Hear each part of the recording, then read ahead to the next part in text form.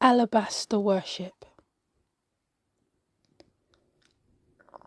I knew I had to worship him. I just knew when I saw him, when I met him, he wasn't like everybody else. This man, he was special. There was something about him.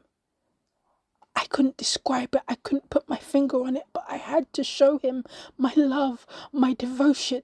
This man who healed the sick, who raised the dead, this man, I had to show him.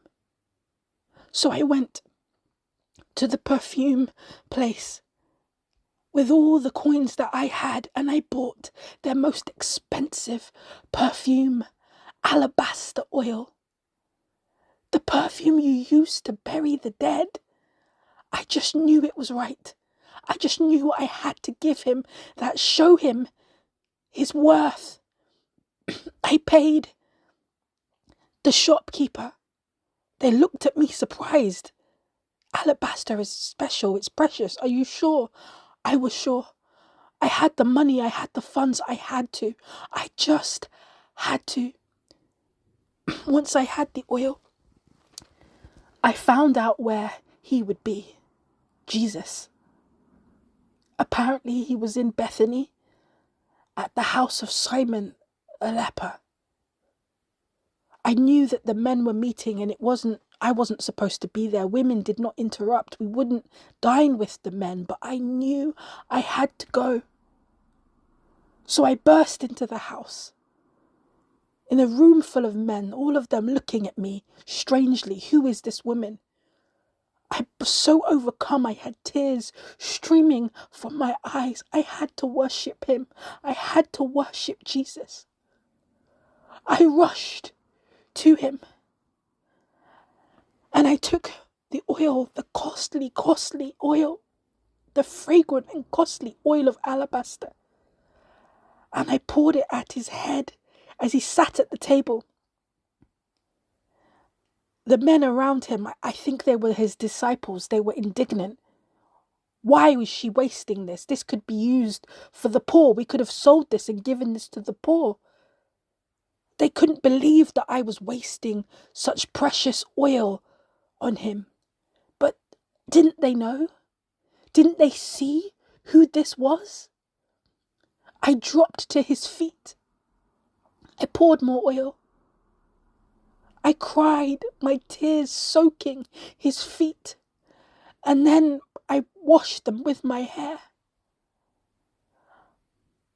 I just knew I had to show him his worth. I had to pour out my love and my praise on him. Jesus, he looked at me so kindly. He touched my head delicately and with love in his eyes, looking at me, but speaking to the men. Why do you trouble this woman? For she has done a good work for me. The poor you will have always, but me you do not have always. That touched my heart because I didn't want to be without him. I didn't want to be separated from him.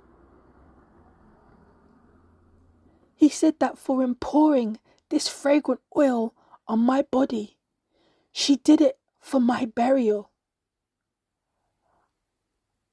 I didn't really know what he meant, but I just knew I had to lavish my praise and my love and my worship on him. He mentioned that I had washed his feet with his tears and I dried them with my hair. But all I knew was I loved him. I loved Jesus. He said to them loudly, "Assuredly, I say to you, wherever this gospel is preached in the whole world, what this woman has done will also be told as a memorial to her." All I did was give him my praise and my worship with the alabaster oil.